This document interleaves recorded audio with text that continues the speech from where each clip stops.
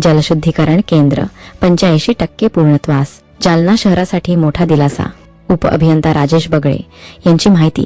गोविंद खरात, अंबड प्रतिनिधी. ही अंबड तालुक्यातील महत्वाकांक्षी जलशुद्धीकरण प्रकल्प आता अंतिम टप्प्यात दाखल झाला आहे. महाराष्ट्र सुवर्ण जयंती नगरोत्थान अभियानांतर्गत उभारण्यात येत असलेल्या 35 MLD क्षमतेच्या या जलशुद्धीकरण केंद्राची पाणी पुरवठा विभागाचे उप अभियंता राजेश बगळे यांनी पाहणी केली. मराठवाडा सतर्क न्यूजशी बोलताना त्यांनी सांगितले की बांधकामाचे सुमारे 80 ते 85% काम पूर्ण झाले आहे. ही प्रगती पाहता प्रकल्प लवकरच पूर्ण क्षमतेने कार्यरत होण्याची शक्यता आहे.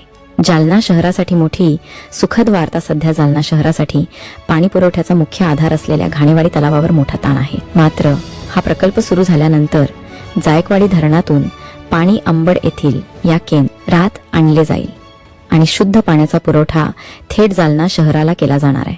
तज्ज्ञांच्या मते प्रकल्प पूर्ण क्षमतेने सुरू झाल्यास जालना शहराची तहा न मोठ्या प्रमाणात भागणार, नागरिकांना मिळणार नियमित आणि स्वच्छ पाणी पुरवठा. उप अभियंता राजेश बगळे यांनी सांगितले की उर्वरित कामे युद्ध पातळीवर सुरू असून विभाग पूर्णत्व लवकरात लवकर साध्य करण्यासाठी प्रयत्नशील आहे.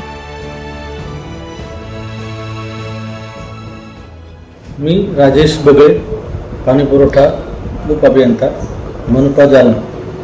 आज अंबड येथे महाराष्ट्र सुवर्ण जयंती नगरोत्थान महाअभियान योजनेअंतर्गत सुरू असलेल्या 35 MLD जलशुद्धीकरण केंद्राची पाहणी केली.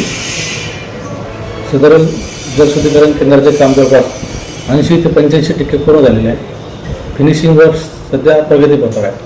परंतु गेल्या मे 2025 पासून कंत्राटदाराची थकीत देयके देण्यासाठी महाराष्ट्र सुवर्ण जयंतीचे पैसे शासनाकडून न आल्यामुळे कंत्राटदाराचे देयक देणे शक्य झाले नाही.